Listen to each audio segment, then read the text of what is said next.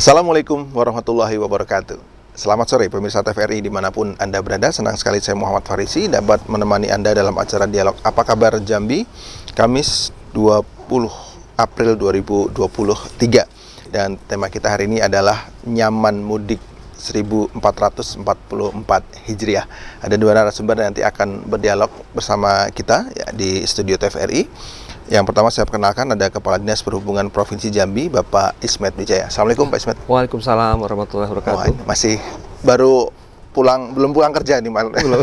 Kerja terus Pak Ismet ya? Iya. Menjelang Lebaran ini ya? Iya, memang ini termasuk hari-hari yang cukup rawan lah kalau kami menjelang Hari Raya Idul Fitri ini. Ya, untuk selalu waspada ya, memantau angkutan Lebaran 2023. Ya, dan nanti juga bersama Zoom bergabung bersama kita ada Bapak Dirlantas Polda Jambi, Bapak Kombes Davi. Assalamualaikum Pak Davi.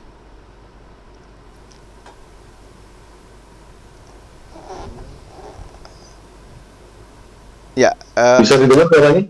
Ya, bisa terdengar Pak. Oke. Pak Davi. Waalaikumsalam warahmatullahi wabarakatuh. Ya, terima kasih sudah bergabung. Nanti kita banyak berbicara mengenai bagaimana pengaturan lalu lintas dan lain sebagainya terkait mudik. Saya tapi ke Pak Ismet dulu. Pak Ismet, ini H-1 ada yang -1, ada -2 gitu ya. Kira-kira begitu. Tapi kita tidak membahas tentang perbedaannya. Tapi bagaimana persiapan dari pemerintah Provinsi Jambi terkait arus mudik maupun arus balik. Apa yang sudah dipersiapkan dan sampai dengan hari ini bagaimana kondisinya, baik di darat, laut maupun di udara. Ya, terima kasih. Jadi intinya untuk persiapan angkutan Lebaran 2023 ini, kami dari Dinas Perhubungan Provinsi Jambi bersama dengan stakeholder terkait, baik dengan Dirlantas Polda Jambi, dengan BPTD Wilayah 5 Jambi, dengan BPJN Jambi, Dinas Perhubungan Kabupaten Kota, Dinas Kesehatan Provinsi Jambi, dan yang lainnya ya. Sudah melakukan rapat persiapan sebelumnya pada 1 minggu yang lalu di kantor kami dan sudah mengatur pembagian tugas antara kami dengan stakeholder yang lain. Jadi intinya tidak ada hal yang perbedaan yang jauh dari tahun-tahun sebelumnya, tapi memang tahun ini sudah dipastikan akan ada peningkatan baik dari sisi jumlah kendaraan maupun penumpang untuk angkutan Lebaran 2023 ini. Jadi alhamdulillah untuk pembatasan angkutan barang, baik itu angkutan batu bara maupun angkutan barang lainnya sudah kita laksanakan dan kita sudah terbitkan surat edaran Gubernur Jambi nomor 06 tahun 2023 untuk pembatasan angkutan batu bara tidak boleh melintas di jalan nasional mulai tanggal 15 April kemarin 15 April sampai dengan tanggal 30 April 2023. Juga angkutan barang lainnya yang dilarang melintas selama angkutan mudik Lebaran ini itu antara lain kendaraan dengan kapasitas lebih dari 14 ton ya. Kemudian truk gandeng, kemudian kendaraan sumbu 3, juga kendaraan yang membawa bahan tambang, bahan galian maupun bahan bangunan. Itu yang dilarang melintas. Selainnya boleh, utamanya seperti angkutan sembako, angkutan barang-barang ekspor impor, angkutan pupuk, kemudian air mineral, ya, juga angkutan-angkutan bahan bakar minyak, itu diperbolehkan selama angkutan mudik dalam tahun 2023 ini. Baik, Pak Ismet, itu kan aturannya ya, tapi di lapangan memang dipatuhi Pak ya? Oh iya. Itu sudah menjadi suatu kewajiban ya, karena kita juga sudah mensosialisasikan ini kepada seluruh pemilik kendaraan angkutan barang ya, transportir, dan ini sudah kita berikan jauh-jauh hari informasi ini, dan petugas kami di lapangan terutama dari pihak Dirlantas Polda Jambi ya bersama dengan Dinas Perhubungan Provinsi, Kabupaten Kota akan terus memelototi ya. Memantau, mengawasi angkutan-angkutan barang yang ternyata terbukti yang dilarang melintas selama angkutan mudik ini, tentu akan kita berikan sanksi tegas. Dan sampai hari ini tidak ada? Sampai hari ini tidak ada, alhamdulillah. Alhamdulillah. Pantauan dari anggota kami di lapangan, kami belum mendapat laporan. Baik. Ya. Pak Tapi Ismet, yang sekarang yang lebih banyak adalah angkutan penumpang maupun angkutan pribadi yang Ya. sekarang banyak di jalan. Itu Oke, kita lihat. baik. Memang sudah ada terasa Pak Ismet, peningkatannya. apa sih sebenarnya yang harus dipersiapkan pemerintah provinsi kalau pas arus mudik ini? Yang dibahas apa waktu rapat? Apanya? Misalnya kondisi jalannya bagaimana? Apakah masih bolong-bolong, Oh, iya. kemudian ditambal, kemudian rambu-rambu lalu lintasnya Benar. ditambah atau apa Iya. dan lain sebagainya? Jadi- Apa yang disiapkan? Betul. Jadi intinya kan kita harus melengkapi fasilitas keselamatan jalan, utamanya kelengkapan fasilitas keselamatan jalan itu sendiri agar masyarakat untuk pengguna jalan itu merasa nyaman ya selama berkendara, merasa aman. Dan juga kita bisa menekan seminimal mungkin dampak daripada kecelakaan lalu lintas, baik yang diakibatkan oleh human error maupun akibat dari Nah, bagaimana kendaraan. kondisinya? Ya. Bagaimana kondisi terakhir hari ini? Oh ya. Tentang rambu-rambunya, tentang kondisi jalannya, apakah banyak yang rusak atau sudah ditambal Ya. atau gimana, Pak? Kalau untuk khususnya ruas jalan yang sepanjang jalan yang dilewati kemarin untuk angkutan batubara itu sudah kita mulai lakukan perbaikan pada waktu 10 hari bulan Ramadan itu sudah dimulai perbaikannya. Nah, cuman kemarin ada beberapa titik setelah dilintasi oleh angkutan batubara memang masih ada yang mengalami kerusakan-kerusakan ringan. Tapi itu segera dibenahi oleh pihak BPJN, ya, Balai Pengelola Jalan Nasional Jambi. Dan alhamdulillah untuk ruas-ruas jalan yang kita prediksi banyak yang ada kerusakan-kerusakan, secara umum sudah dilakukan perbaikan. Itu. Kemudian untuk terkait dengan kesiapan rambu-rambu juga sudah kami lakukan, menambah rambu-rambu. Yang pentingnya adalah kemarin adalah rambu-rambu dilarang parkir di bahu jalan untuk kendaraan angkutan barang, khususnya angkutan batubara. Kemudian rambu-rambu dilarang parkir. Karena rambu-rambu yang lainnya sudah terpasang masih dalam kondisi baik. Oke. Nah, kemudian juga kita menyiapkan pos pengamanan dan pos pelayanan, ya, terutama dari pihak Polda Jambi maupun dari pihak Polresta maupun Polres Kabupaten. Oke, baik. Nah, itu Nanti- sudah Nanti saya perdalam lagi Ya. tentang pos-pos posko-posko ya, Ya. posko-posko yang Ya. disiapkan. Saya ke Pak Kombes Davi. Pak Davi, apa kabar Pak Davi? Alhamdulillah sehat. Ya. Sehat, Pak. Ya. Terima kasih ini sudah bergabung. Izin Pak Davi terkait dengan persiapan nih. Kalau tadi Dishub Pemprov sudah menyampaikan berbagai hal. Kalau dari sisi Ditlantas Polda Jambi, apa yang sudah dan sedang dilaksanakan hari ini, Pak? Terkait arus mudik. Oke, baik. Ya. Ya, baik. Jadi terkait dengan arus mudik, kita jauh-jauh hari sebenarnya sebelum bulan puasa dari bulan Februari sudah mulai rapat. Kita juga sudah berkoordinasi dengan BPJN untuk memperbaiki jalan di beberapa ruas jalan yang rusak ya. Termasuk juga Pak Kadisub Provinsi, beberapa ruas jalan perlu dipasang rambu-rambu larangan parkir ya, atau rambu-rambu yang peringatan di mana beberapa lokasi rawan tempat terjadinya kecelakaan yang sudah kita tandai dan kita minta kepada Dinas Perhubungan untuk segera dipasang. Alhamdulillah beberapa sudah dipasang. Namun demikian masih ada yang belum, kita antisipasi dengan rambu sementara. Jadi kita buat rambu sementara, hati-hati di depan rawan kecelakaan, hati-hati tikungan tajam. Ya, paling seperti itu ya, karena memang untuk proses pembuatan rambu-rambu itu memang membuat dari Pemprov juga dari BPTD ada proses khusus sehingga tidak ada beberapa yang memang belum terakomodir. Tapi namun demikian kita sudah antisipasi dengan memasang rambu sementara pakai banner gitu. Banner ditaruh di pinggir jalan. Kita tulis hati-hati rawan kecelakaan, kemudian hati-hati di depan tikungan tajam, paling seperti itu yang kita buat. Oke. Ya, kemudian juga untuk jalan yang rusak, alhamdulillah sudah beberapa ruas jalan baik yang mengarah ke Sarolangun, kemudian juga yang mengarah ke Tebo ke Muara Bungo itu juga sudah diperbaiki jalannya.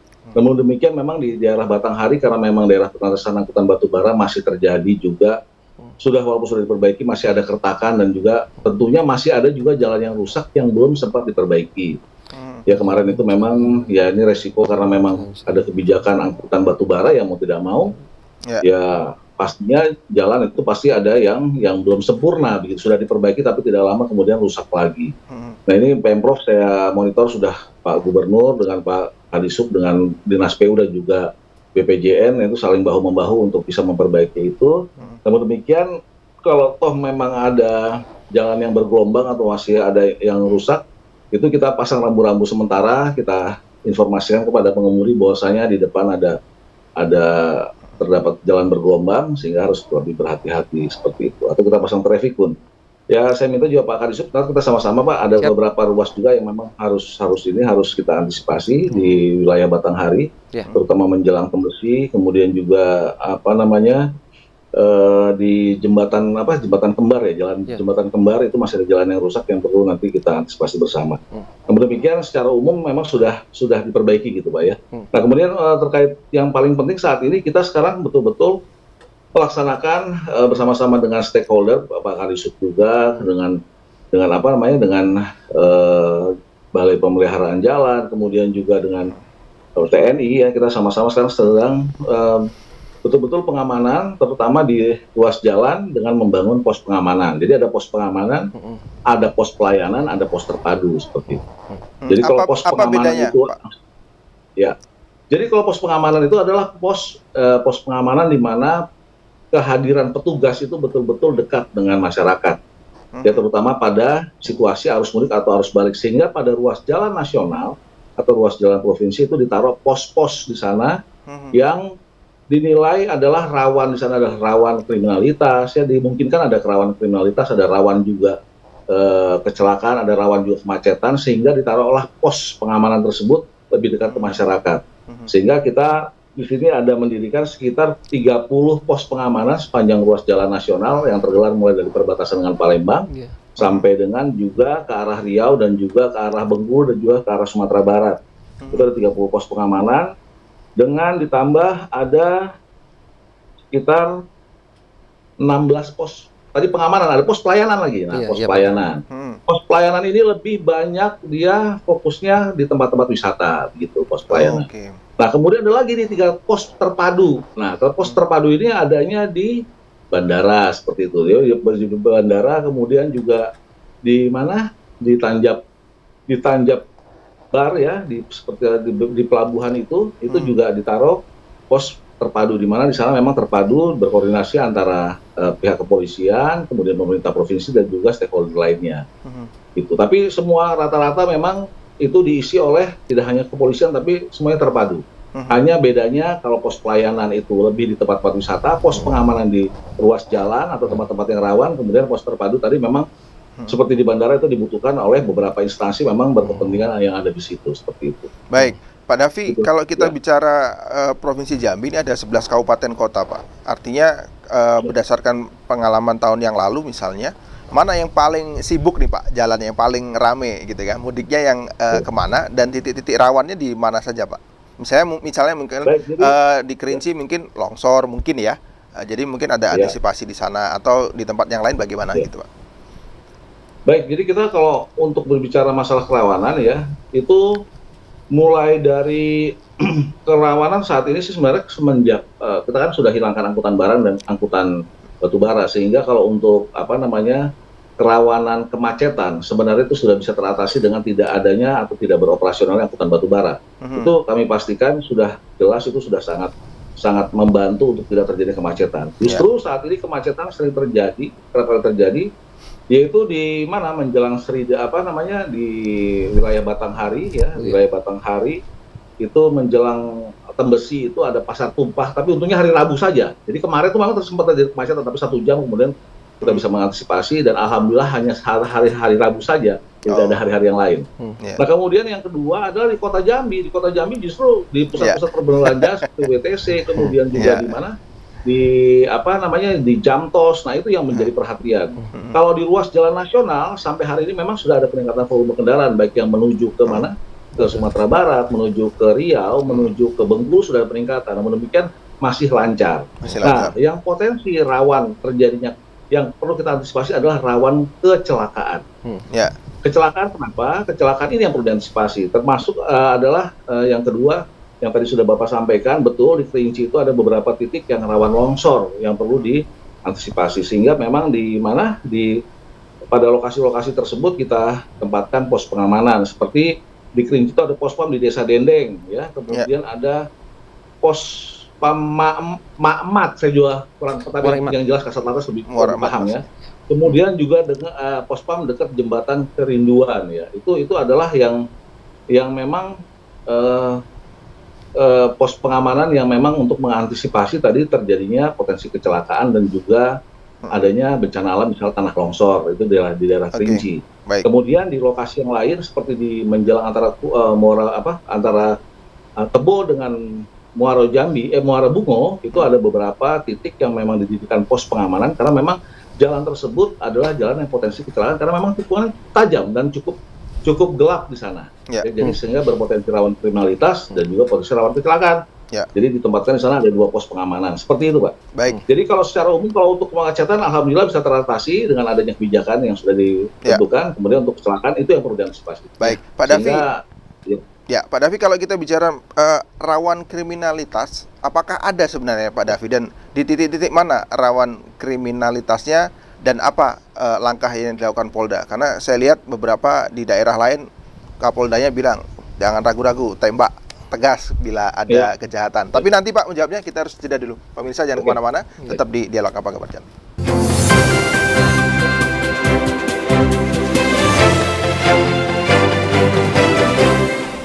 Terima kasih pemirsa, masih tetap bersama kami di Apa Kabar Jambi dengan tema Nyamannya Mudik 1444 Hijriah bersama Dirlantas Polda Jambi dan Kadis Perhubungan Provinsi Jambi. Saya ke Pak Kombes Davi. Pak Davi, terkait dengan rawan kriminalitas, apakah ada Pak di Jambi Pak, kalau berdasarkan data-data tahun yang lalu? Apakah ada kejadian apa Pak yang pernah terjadi dan bagaimana antisipasinya? Baik, jadi kalau kriminalitas itu pastinya ya seperti itu. Setiap ada kesempatan, terkadang kalau memang orang sudah berniat jahat, pasti ada saja yang dilakukannya. Karena itu memang kita mengantisipasi seperti yang pernah kejadian, seperti salah satu rawan kriminalitas adalah yang misalnya potensi terjadinya ada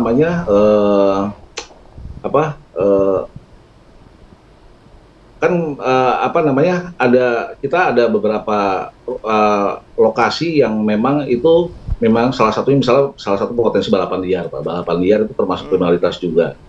Nah, kemudian juga bagian daripada balapan liar juga adalah geng motor, Pak. Geng motor itu tahun lalu pernah kerap kali terjadi di beberapa ruas jalan. Ya, baik itu di malam hari maupun dini hari setelah sahur juga ada pernah terjadi di wilayah mana? Di wilayah wilayah Kota Madia Jambi. Kemudian juga di wilayah Batanghari juga pernah ada kejadian, di Muara Bungo juga pernah ada kejadian. Nah, itu perlu diantisipasi seperti itu. Jadi, atau mungkin ini Pak, maksudnya rawan kriminalitas itu di terminal misalnya pernah mungkin ada kejadian copet dan lain sebagainya, atau betul, misalnya rumah-rumah yang ditinggal mudik misalnya kemudian ada kejadian. Apakah tahun lalu pernah seperti itu Pak? Oh iya. Kalau alhamdulillah di Jambi, kalau untuk pencurian, pemberatan seperti itu pada saat tinggal mudik, itu hanya kejadian kalau tidak salah hanya 1 kali di tahun lalu. Ya itu pun baru percobaan ya, belum sempat kejadian yang sudah diantisipasi karena memang tidak jauh dari sana ada pos pengamanan.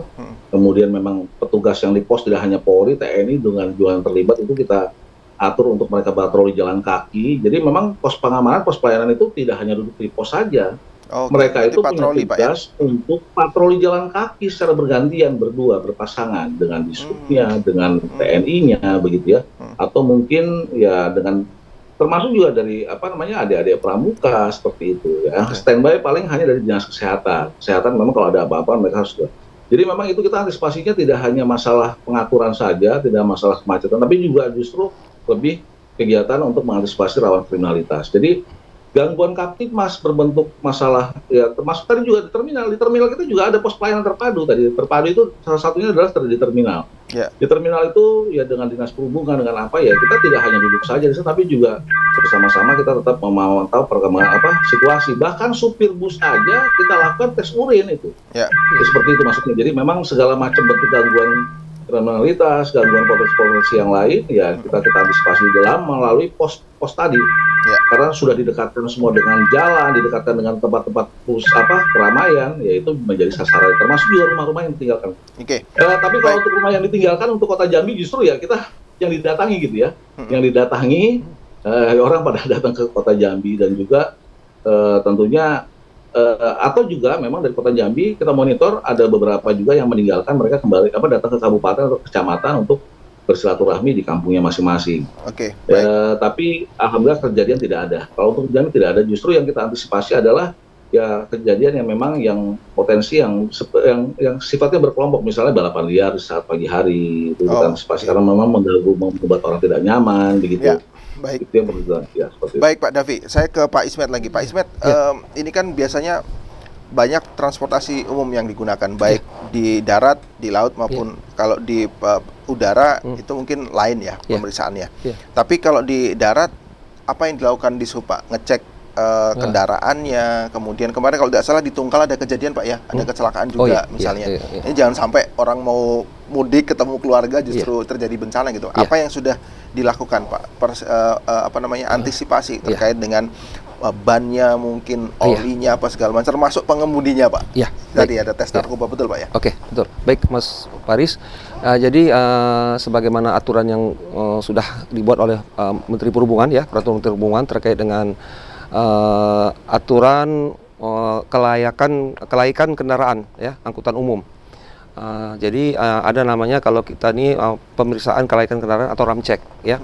Ini untuk di masa angkutan arus mudik dan arus balik Lebaran 2023 ini, khususnya di terminal yang kami kelola, yang koordinasi dengan BPT 25, yaitu terminal TPA. Di Provinsi Jambi ada 4 ya, terminal TPA, yaitu Terminal Alam Barajo, Kota Jambi, Terminal Bangko, Terminal Bungo, dan Terminal di Sarolangun. Nah, dari ini total jumlah kendaraan angkutan antar provinsi itu totalnya ada di tahun ini diperkirakan berjumlah 291 unit bus ya, untuk angkutan penumpang. Yang kita berangkatkan. Oh, diberangkatkan dari terminal ke Pulau Jawa ya, khususnya itu. Jadi totalnya ada 291 unit dan ini yang akan kita lakukan pemeriksaan kelaikan kendaraan tersebut. Baik dari sisi spek-spek kendaraan yang layak sesuai dengan aturan, jumlah seat kursi harus sesuai dengan standar, tidak boleh ditambah. Kursi-kursi cadangan yang menambah penumpang itu sangat dilarang. Kemudian kelayakan ban, kelayakan daripada remnya, dan semua itu dicek ya, standarnya itu sudah diberlakukan dari pihak BPT di wilayah 5 yang melakukan itu. Nah, kemudian juga untuk awak busnya itu ya, kita melakukan juga pemeriksaan kesehatan dan tes urin. Ini dilakukan itu kapan melakukannya Pak? Itu sebelum melakukan pemberangkatan. Dilakukan H-1 itu sudah dilakukan oleh pihak petugas yang ada di terminal TPA itu. Nah, nanti hasilnya ada tim evaluasi yang menyatakan ini layak berangkat atau tidak, baik dari sisi kendaraannya maupun awaknya itu. Kalau memang ini tidak layak, ya tidak kita berangkatkan.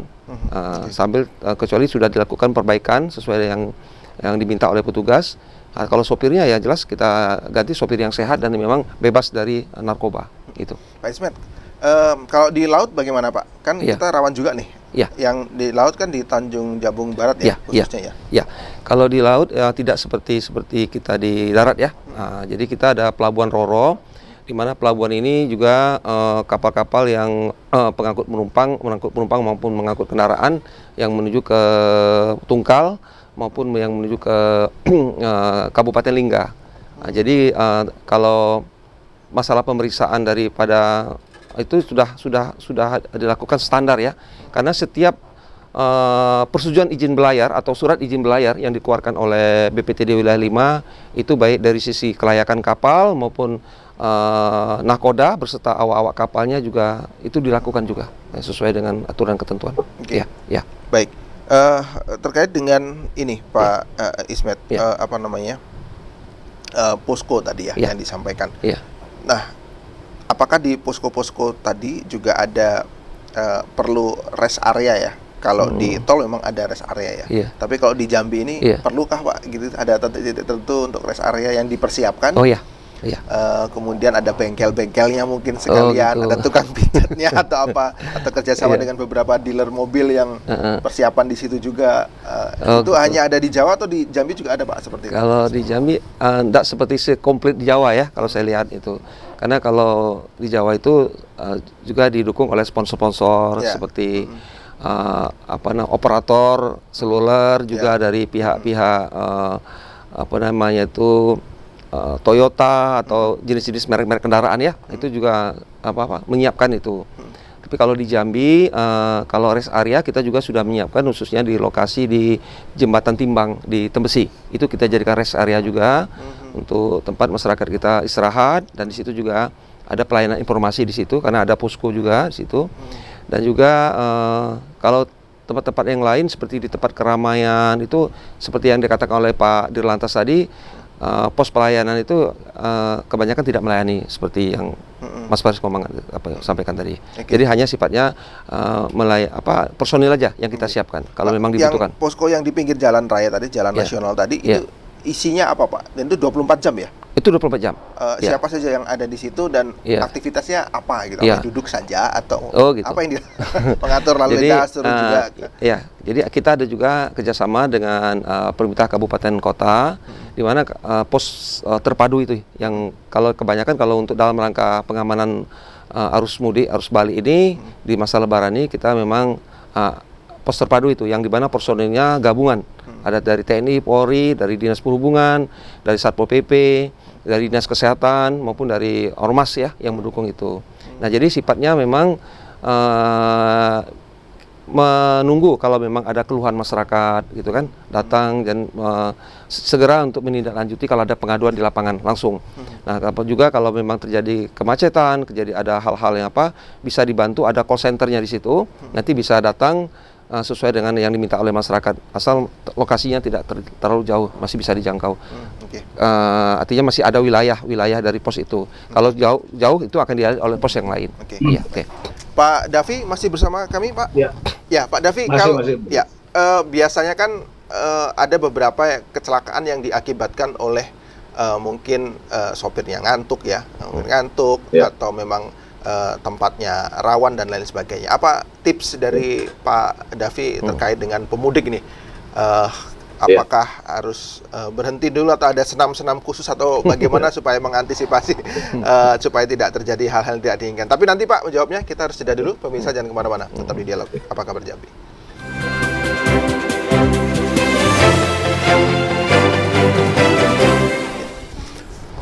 Pemirsa, terima kasih masih tetap bersama kami. Kita berada di Apa Kabar Jambi dan ini di segmen terakhir kita. Saya bersama Kepala Dirlantas Polda Jambi, Pak Kombes Davi. Pak Davi, apa tips bagi pemudik Pak Davi? Mulai dari persiapan kendaraannya sampai persiapan fisiknya, kemudian bagaimana tips supaya mungkin tidak ngantuk atau harus ada senam-senam lain yang bisa dilakukan Pak Davi. Silakan Pak Davi.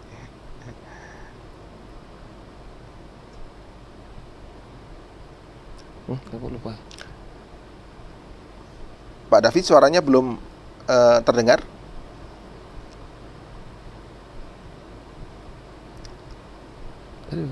Sudah dengar? Ya, sudah Pak. Silakan Pak. Oke. Ya, jadi memang kalau kita mengemudi, apalagi akan mudik ya dengan jarak jauh, termasuk juga supir bus, kalau sudah ngantuk itu jangan dipaksakan untuk melanjutkan perjalanan ya. Kita pos pengamanan kita, pos pelayanan kita pastikan istirahat, kemudian berhenti dulu ya sebentar. Walaupun juga mengangkut mengangkut yang akan mudik ya, masyarakat dengan melalui fasilitas angkutan umum, tetap ya tidak usah harus ada supir pengganti begitu ya. Kemudian yang membawa kendaraan sendiri pastikan mobilnya juga siap jalan.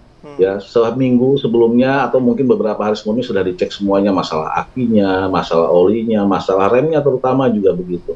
Dan pastinya diri sendiri itu harus dipersiapkan, istirahat yang cukup.